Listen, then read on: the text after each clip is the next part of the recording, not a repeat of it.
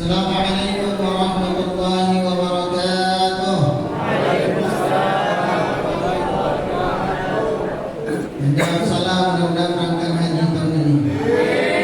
Mudahkan berangkat umrah. Disehatkan badannya. Ditebalkan isi kantongnya. Maka ini cepat.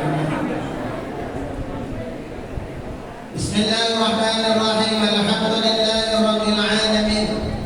Wassalatu wassalamu ala asyrafil anbiya'i wal mursalin wa ala alihi wa sahbihi ajma'in. Asyhadu an la ilaha illallah wahdahu la syarika lah wa asyhadu anna sayyidana wa nabiyyana Muhammadan 'abduhu wa rasuluh sallallahu alaihi wasallam la nabiyya ba'da amma ba'd. Allahumma akhrijna min dhulumatil wahmi wa akrimna bi nuril fahmi wa ta'alina bi ma'rifatil 'ilm wa sahhil aqrabana bil hilmi anshur 'alaina min khazaini rahmatik subhanaka la 'ilma lana illa ma 'allamtana innaka antal 'alimul hakim. Rabbi shrah li sadri wa yassir li amri wahlul 'uqdatam min lisani yafqahu qawli.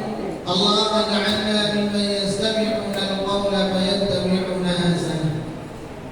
Qala Allah ta'ala fil Qur'anil Karim, a'udzu billahi minasy syaithanir rajim.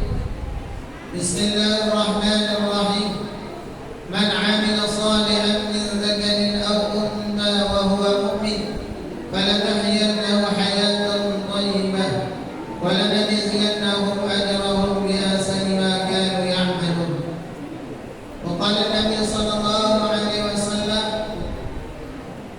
من قرأ حرفا من كتاب الله فله به حسنة والحسنة بعشر أمثالها لا أقول ألف لام حرف ولكن ألف حرف ولام حرف وميم حرف أو كما قال النبي صلى الله عليه وسلم.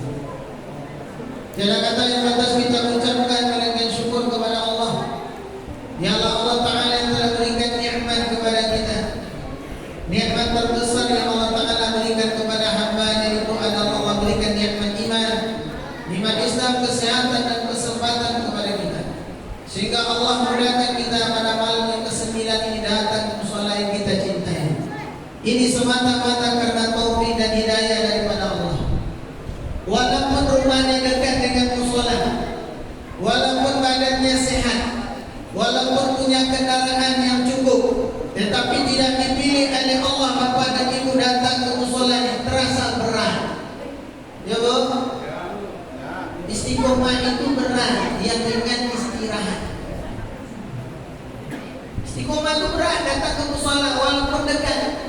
Kalau tidak diberikan taufik dan hidayah oleh Allah, bapak balik kan? Ya kan? Apalagi bapak yang ini sapi, balik mana menahan rumah. Kalau ada pes saya suruh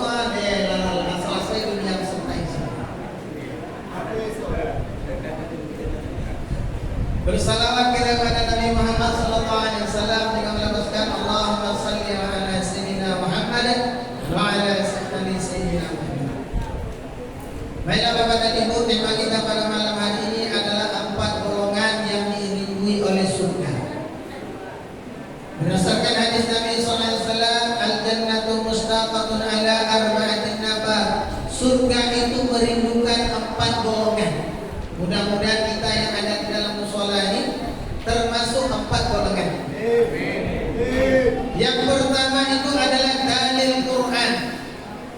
Orang yang senantiasa membaca Al-Quran. Al-Quran itu adalah tuntunan dan pedoman dalam kehidupan kita. Apabila kita menjadikan Al-Quran di depan kita, maka Al-Quran akan mengiring kita, mendorong kita masuk surga Allah Ta'ala. Tetapi apabila kita letakkan Al-Quran di belakang kita, maka Al-Quran yang akan mengiring kita ke dalam neraka Allah Ta'ala. Para alim ulama katakan bagaimana haknya Al-Quran. Hari ini kadang-kadang, maaf Bapak dan Ibu, ini Al-Quran, sebelahnya Android. Mana yang mudah bukannya Bapak? Ini Al-Quran sebelah kanan, sebelah kiri ini Mr. A juga namanya, Android. Kalau membuka Al-Quran ini kadang-kadang kambuh penyakit kita. Apa penyakit apa? Malas. Di mata dulu situ takkan tua. Dan dibuka nih. Usaha juga buka. Baca alhamdulillah. A'udzubillahi minasyaitonir rajim. Boleh tuh. Kemudian tadi baca satu ayat baru tiba penyakitnya apa? Nah, nampak. Tapi kalau Android di sebelahnya, apalagi apa-apa, tengoknya, ini masuk mah. Langsung hilang sakit apanya, ngantuk. Apakah seperti itu gitu?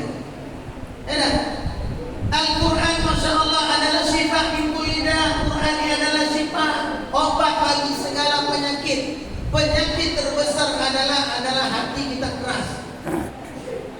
Bagaimana caranya melembutkan hati kita Bapak dan Ibu? Ini makanya Pak, hampir agak naik sedikit. Saya tengok angin gak sepoi-sepoi kan. Nah, kalau hampir dia naik kan nanti apa lalu ya. Nah ya Pak, pada kota. Kira Allah itu kalau Ustaz udah kari suaranya, jemaahnya ceramah belakang. Nah daripada apa ceramah-ceramah belakang, jalan wae karisnya. Bisa kan? Jadi yang melihat Bapak dan Ibu, Al-Quran ini adalah pedoman dalam kehidupan kita. Hari ini kita menjadikan Al-Quran itu tuntunan, bukan tontonan. Bagaimana Al-Quran menjadi tuntunan? Pertama kali kita belajar membaca Al-Quran. Kalau tidak pandai baca Al-Quran, niat belajar. Qul aliman, au muta'alliman, au mustami'an, au muhibban, wala takunil khamis. Jadilah kamu orang alim, orang yang mengajar, tak mampu mengajar. Jadilah muta'alliman, orang yang belajar. Tidak juga dua itu au mustami'an, jadi pendengar setia. Au muhibban, jadilah orang cinta. Wala takunil qamisan, jangan iman. Beraja indah, mengajar indah, mandangah indah, cinta indah. Yang kelima, tukang kompor. Panjang bacaan orang, panjang mana bacanya? Tidak bisa pendek itu. Pendek mana kok? Jadi tidak ada yang gimana ini, maaf di bawahnya itu. Tidak ada mau panas hari, komplain. Dingin hari, komplain. Buta tukar pengurus musola. Singgung Pak ya. Ini intermezzo itu. Jadi Bapak dan Ibu, Al-Quran itu adalah bahasa Arab. Inna anzalna Qur'anan Arabiyyah. Sesungguhnya kami telah menurunkan Al-Quran itu dengan bahasa Arab. Tak bahasa kita. Tak bahasa Judo, tak bahasa Minangno, tak bahasa Jawa, tak bahasa Batak. Al-Quran itu adalah bahasa Arab. Mesti bacanya gaya-gaya Arab. Kalau tak pandai gaya Arab, iri-iri lah. Tak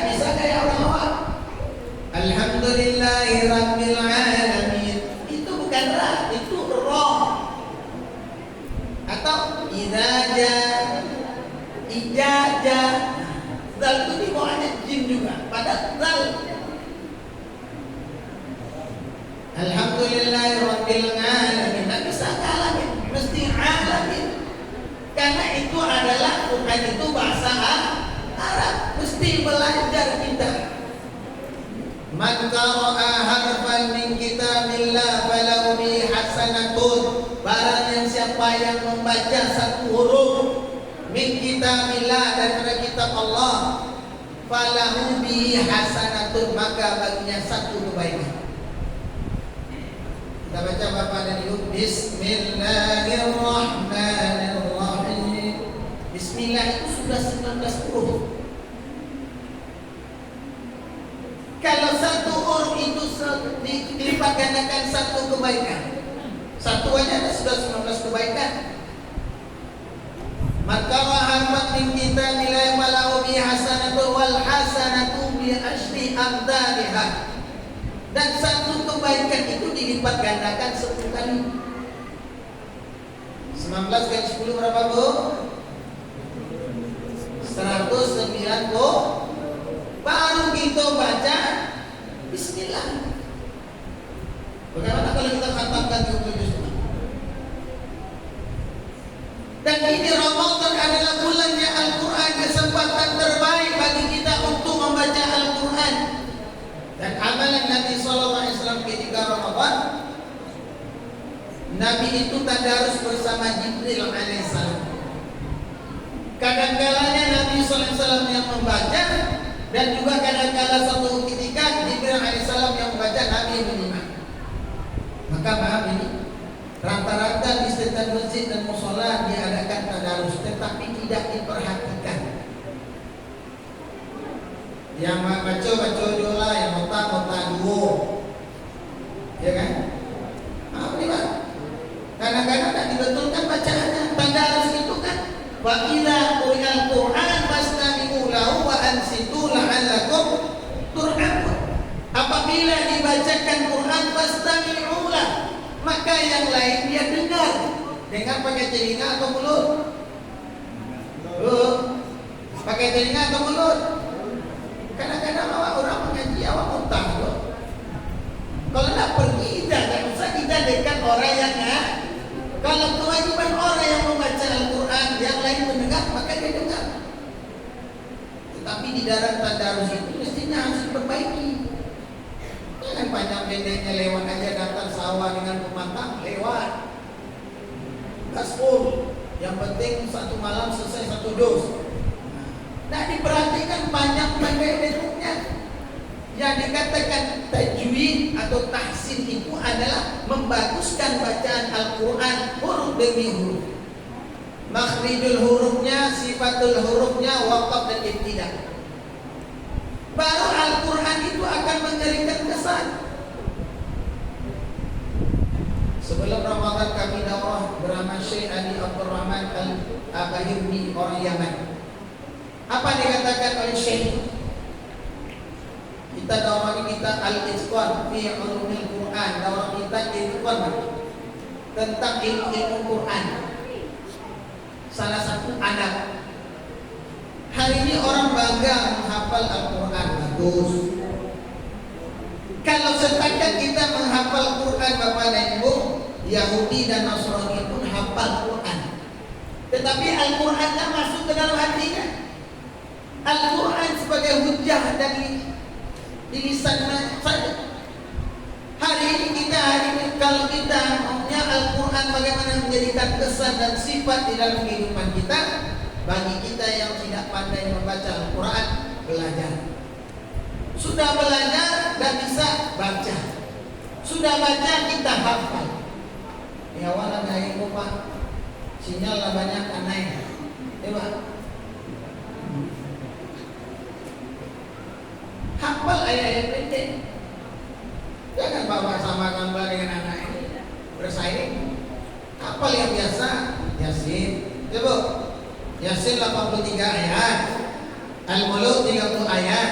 Alif Lam Mim saja 30 ayat. Al-Waqiah 96 ayat. Itu aja. Kalau anak-anaknya hafalnya mungkin sebentar. Kalau kita minimal 1 hari 1 ayat, ulang 40 kali. Hafal. Yasin. Sadaqallahul azim. Nah. Besok 1 ayat lagi, ulang 40 kali. Dulu kita sama Syekh Sufyan Al-Marbu Al-Banjari itu bapak dan ibu ahli qiraat di Bogor. Sekarang adik Syekh Nuruddin Marbu Al-Banjari. Kalau kita dulu Asmaul itu kita sekedar hafal dicatat lagi, Pak. Misalnya amma yatasaalun, itu amma dijelaskan guna musaddadah. Yatasaalun, satu man apa? Dijelaskan gitu. Alun man ada disukun yatasaalun. Mat wajib mutasil panjangnya 4 atau 5. Mat ada disukun panjangnya 2, 4, 6. Nah, itu sampai dijelaskan. Jadi 1 ayat dihafal. Tajwidnya, makhrajnya, panjang pendeknya dihafal juga. Jadi ayat itu akan berkesan walaupun cuma 1 ayat ada kesan. Apalagi nih Pak Bapak dan Ibu ada tadabbur ayat itu. Walaupun kita tidak memahami artinya secara persis, tapi ayat ini berkesan ketika kita baca ayat itu. Kadang-kadang berlinangan air mata ketika kita Pak tahu artinya, Anda tahu. Ya baca orang mana orang itu. Ada tadabbur menghayati ayat demi ayat sehingga yang dibaca itu memberikan kesan. Maaf Bapak dan Ibu, hari ini maaf 1000 kali maaf saya minta maaf.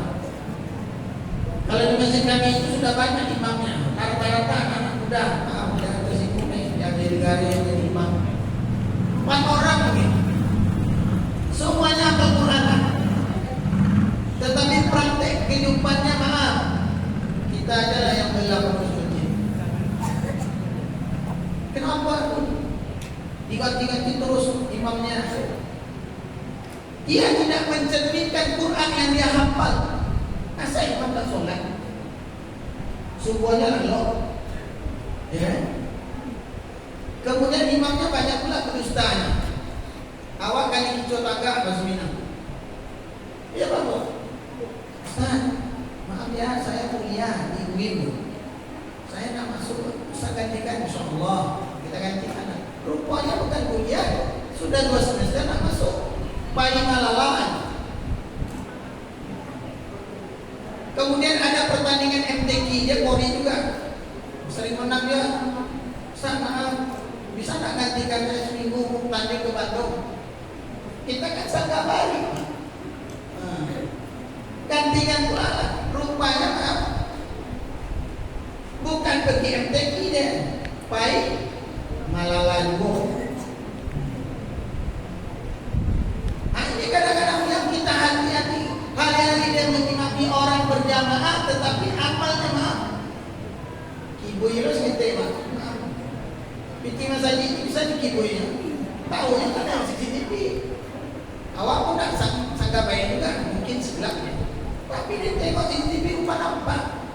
Mereka juga sah masuk 1 lembar.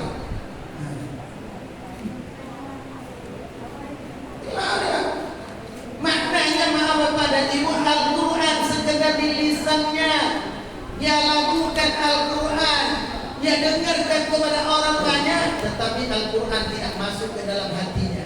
Kalau dia hafal Al-Quran, rasa takutnya kepada Allah itu besar. Saya mengimami, saya baca Quran, Al-Quran dia paham dengan apa yang dia baca. Malu saya sama Allah, kalamnya saya baca, tapi amal saya tidak wujud. Nah, ini kita takuti banget. Maka ini Ramadan mendidik kita. Di samping kita memperbanyak baca Al-Quran, maka kita tadabbur ayat demi ayat. Kalau bisa kita pahami, kita belajar makna-makna yang tersirat dan tersurat di dalam Al-Quran. Ini berapa menit nih Pak? Tidak 15 menit.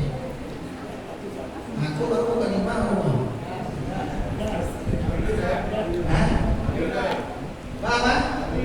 Buah? Tari. Iko laman dihem kawan kan? Kamu anak sekolah.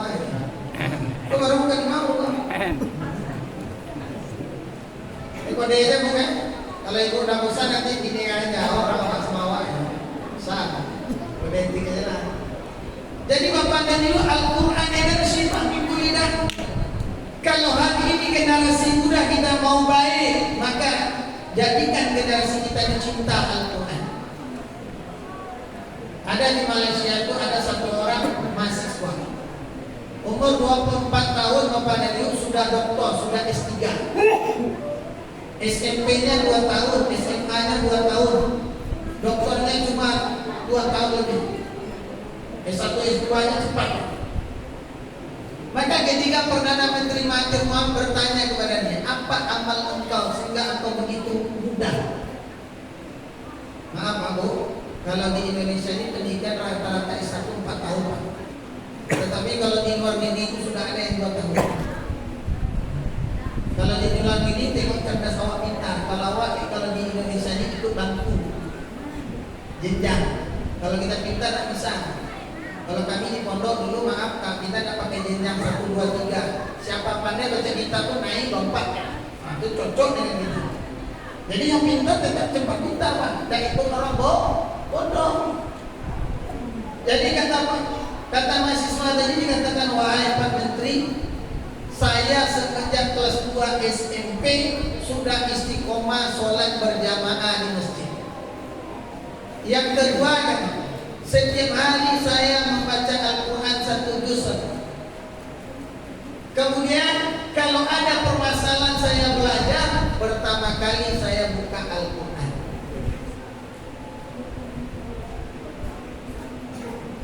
Kata Nabi, ada 3 perkara yang menguatkan ingatan. Pertama adalah membaca Al-Quran, yang kedua puasa, yang ketiga bersiwak. Jadi hari ini kalau anak-anak ini agak pakak-pakak pandia sente, mada-mada sente. Kalau disuruh raja mada, yang suruh kakidah kencang, tuh suruh aja macam-macam di Quran. Jadi Bapak dan Ibu, amalannya ketika ada permasalahan maka dia baca Al-Quran. Bahkan ketika ada pekerjaan PR di sekolahnya, dia pertama kali dia buka Al-Quran untuk menerangi hati. Al-Quran nur. Jadi Bapak dan Ibu, sebetulnya resep itu. Dan ini pengalaman pribadi saya. Saya 2001 tamat SMA. Saya dari SMA dulu buat pondok Bapak. 2003 mondok sampai 2011 dapat jodoh itu nikah. Nah, baru setelah itu kuliah. Jadi kita balik kayak apa? Awak lebih dulu baru kuliah Pak. Kan kalau ini dulu gitu nih, nah, Pak kan? Iya kan?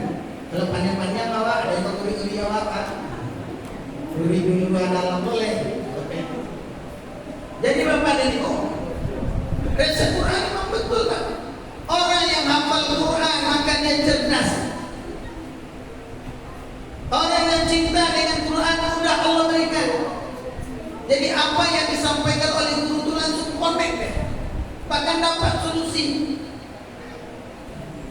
Maka hari ini adalah salah satu generasi muda yang kita menanamkan cinta dengan Al-Quran. Yang kedua yang mesti kita perbanyak Bapak dan Ibu, wahifdzil lisan, wahafizil lisan. Ini Ramadan kesempatan terbaik menjaga lidah.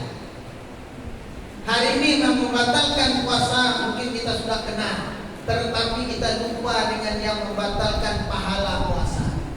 Mungkin kita tidak bergunjing dan menggibah, tapi kadang-kadang tekstur tak berubah.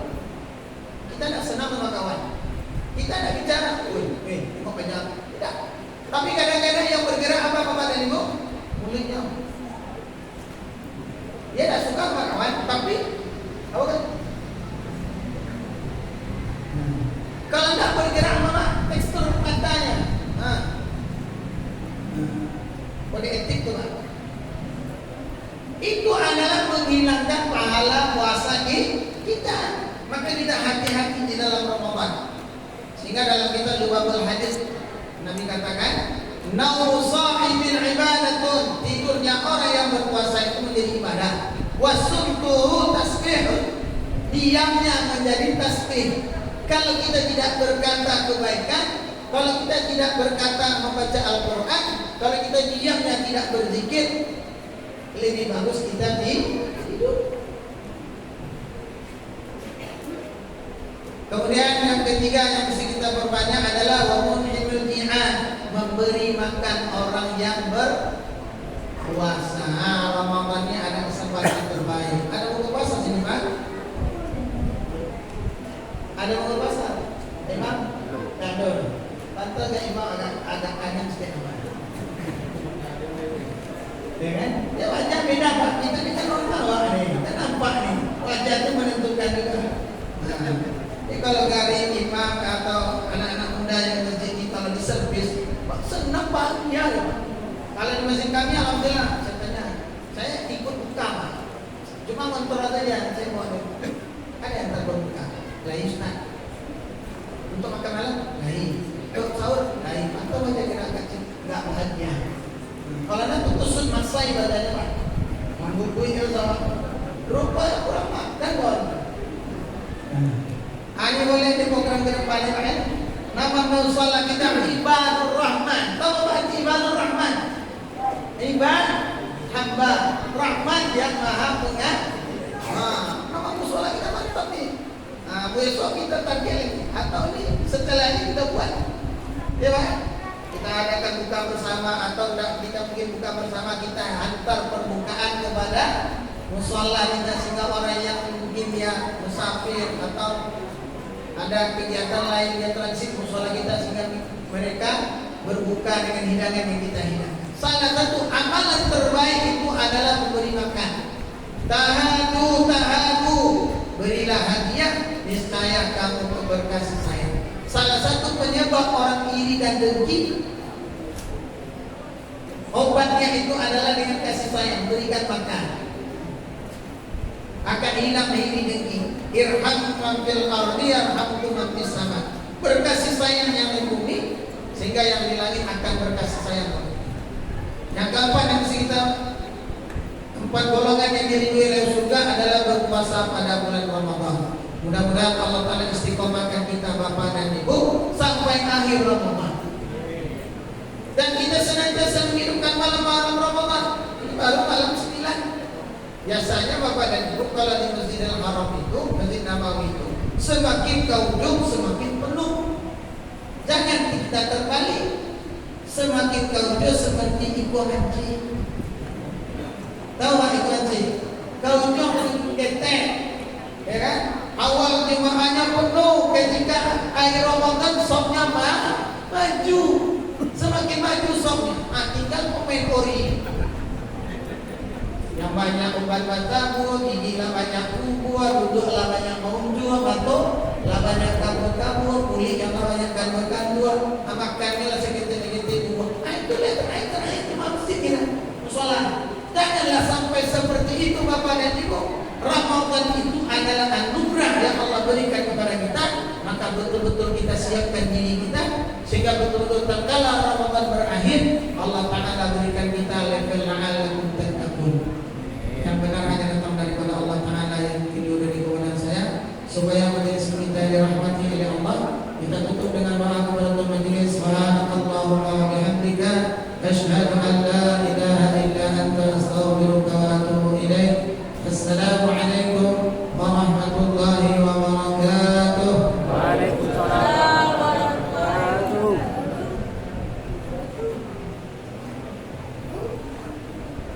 Terima kasih kita ucapkan kepada Ustaz Dr. Maulana Hidayatullah yang telah memberikan tausiahnya.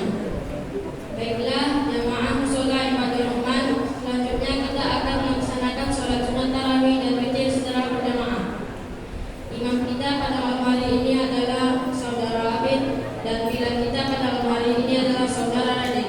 Untuk itu marilah kita bersiap melaksanakan sholat sunat tarawih